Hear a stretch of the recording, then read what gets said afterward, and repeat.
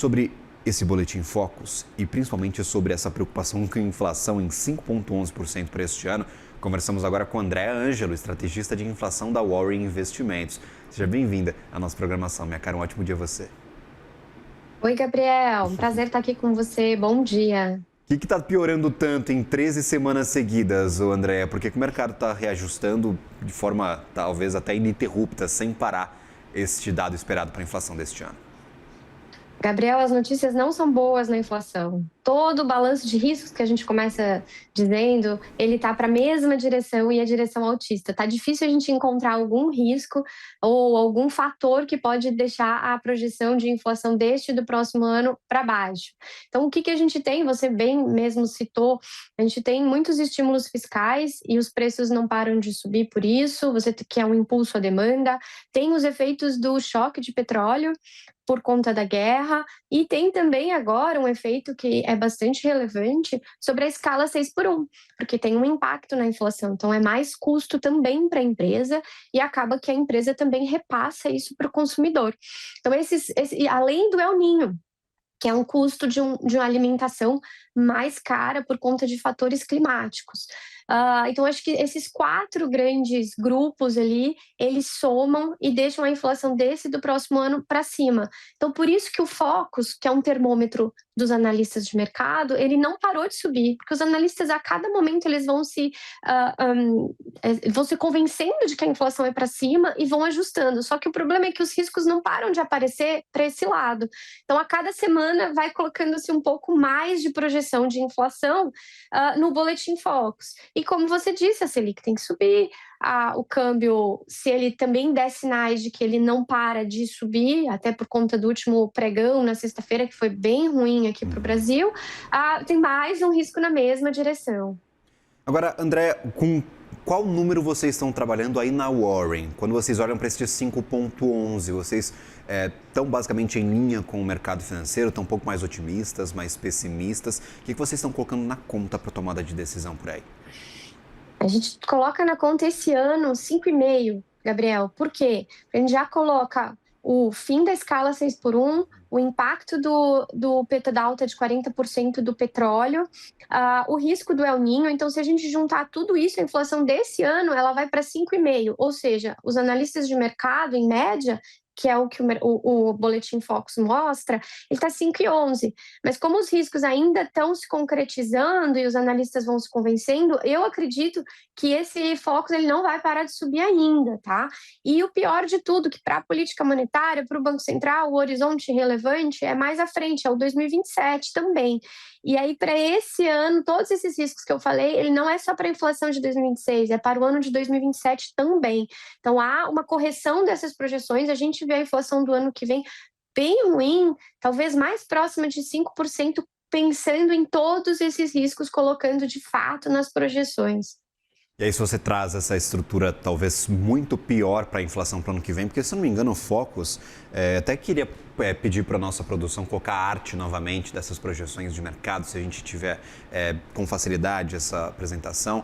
O Focus está colocando 4,03% de inflação para 2027. Você já nos traz um dado um pouco mais pessimista, um pouco pior, de inflação mais próxima de 5% do que dos 4%. Isso mexe com política monetária, na tua visão, Andréa? Porque o mercado está, talvez, convergindo para uma Selic mais próxima do que a gente tem hoje. Dia 8 de junho, a Selic está em 14,5%. O mercado já coloca 13,5% para o final deste ano. Isso pode continuar piorando. O Banco Central pode precisar destes juros de 14,5% por mais tempo para combater essa inflação? Sim, infelizmente, Gabriel. Acho que até a preço de tela mesmo, né, no mercado, a curva de juros na sexta-feira, ela ativou bastante esse movimento de colocar em pauta de que pode não ter outra queda de juros já na reunião deste mês do cupom. E é exatamente por isso, todos os dados de atividade são mais fortes, os dados de atividade aqui e lá fora, todos esses riscos que a gente conversou para a inflação e depois, obviamente, a atividade bate, né, nos preços também, com uma demanda mais forte. Isso tudo em conjunto, o mercado está colocando sim a probabilidade maior de não ter uma queda de Selic na próxima reunião. Ou seja, o Boletim Focus, que ele também ajustou um pouquinho mais para cima as projeções de Selic nesta semana, provavelmente isso deve continuar alterando e mudando, subindo cada vez mais a projeção de término de Selic deste e do próximo ano. Quando a gente olha para o que a gente deve enxergar de impactos inflacionários daqui para frente, a gente tem algum inimigo, algum monitor que a gente deve ficar de olho, algum fator que vai entrar, por exemplo, na conta de vocês aí para sempre que for publicado o IPCA, vocês abrirem o dado e já irem diretamente no item ou no segmento que é de maior preocupação? Qual que é a cara dessa inflação? Tudo vai subir ao mesmo tempo? Tem um inimigo claro nestes dados que podem vir à frente? Como é que vocês enxergam essa divisão? Inimigo claro é o setor de serviços, Gabriel. Esse é sempre aquele setor que a gente tira a volatilidade dessa inflação mensal, né? Que às vezes até parece um ping-pong, ela sobe e desce. Mas a gente tira isso e extrai várias medidas dentro do grupo de serviços que mostram realmente essa tendência. E quando a gente olha hoje, com todos os riscos que eu falei aqui, e colocando em perspectiva para o final desse ano e o próximo, o que a gente chega é ver um IPCA com uma tendência de uma inflação acima de 6% em setor de serviços. E esse setor de serviços, que é essa medida de tendência da inflação, é ele que importa para o Banco Central. E o Banco Central está vendo que essa inflação já era maior do que ele tinha imaginado e ela pode ser ainda maior porque a atividade econômica segue bastante forte. Ou seja, o que quer dizer isso? É mais demanda, é preço para cima e as empresas veem que conseguem repassar este preço para cima e o consumidor vai pagar mais por isso. Então, essa medida de serviços, ela mostra que essa inflação ela não para de subir.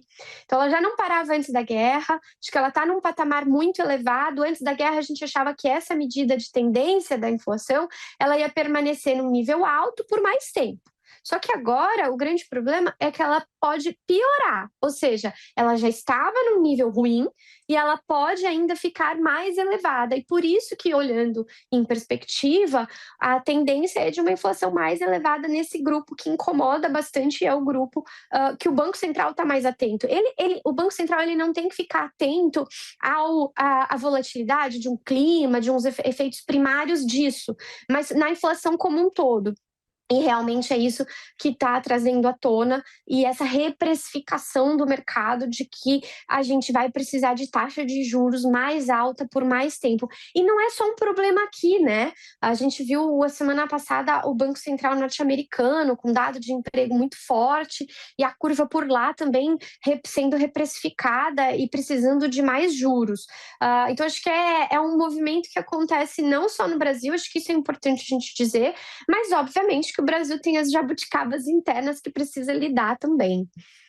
Os títulos de tesouro dos Estados Unidos de 30 anos estão em níveis altíssimos, da Inglaterra bateram no nível mais alto desde 1998, no Japão o tesouro de 30 anos bateu o maior nível da história da taxa de juros. Então, realmente é um movimento espalhado, todo mundo está projetando um cenário um pouco mais turbulento para os próximos anos em relação à política monetária.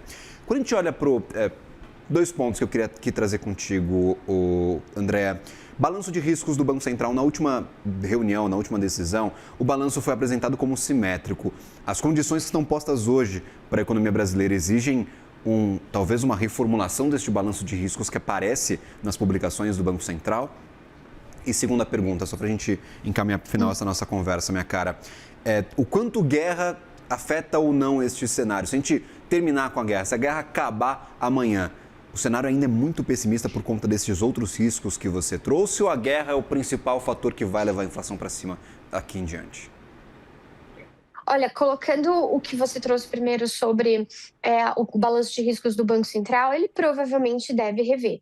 Assim como a linguagem vai ter que ser bem diferente nessa próxima reunião, por conta dessa reprecificação que teve não só no Brasil, no mercado brasileiro, mas óbvio é o principal ponto para ele, mas acho que como o mundo, né? Então ele vai ter que rever o cenário internacional. A gente tem essas duas coisas e por isso com certeza mexe no balanço de riscos. Agora, pelo lado da inflação, como você bem pontuou, essa inflação ela já estava ruim. Né? Então, a sua pergunta, para tentar responder de forma mais objetiva, ela não é só guerra. A gente aqui na Warren, a gente tem uma medida de um IPCA ex-guerra e de um IPCA guerra. O que é isso? A gente fez um exercício que mede exatamente qual que é a sensibilidade de um choque de guerra, de guerra eu quero dizer de 40% de alta do preço do petróleo, nos preços aqui dentro da cesta do IPCA. E esse choque a gente chama de IPCA guerra. Então, ele realmente está subindo. Agora, o IPCA que não tem essa sensibilidade ao choque é o IPCA ex-guerra. Ele já estava ruim na virada do ano, ele continuou ruim, agora ele parou de piorar. Agora, ou seja, ele segue num nível ruim. Agora, o lado do IPCA de guerra, ele vai continuar subindo. Então, são os dois em níveis bastante altos e desconfortáveis para a economia brasileira. Então, não é só guerra que justifica, mas, obviamente, o efeito guerra é irrelevante. Agora, se a guerra acabar amanhã, como você perguntou, o que vai acontecer? O que a gente vê é que o preço do barril do petróleo, se a guerra acabar amanhã, ele não vai voltar a $65 o barril, provavelmente, é o que dizem os especialistas do setor. Sendo assim, algum repasse deve continuar acontecendo. E como nós medimos aqui, esse repasse ele tem vários momentos. Então já teve o primeiro momento de efeito direto, agora a gente vai um espalhamento dele e a gente deve ver isso ainda por mais 8 a 10 meses, mesmo com o fim da guerra e o petróleo se mantendo num patamar entre 80 e 90 dólares. Nem estou falando que é o patamar que está agora, né?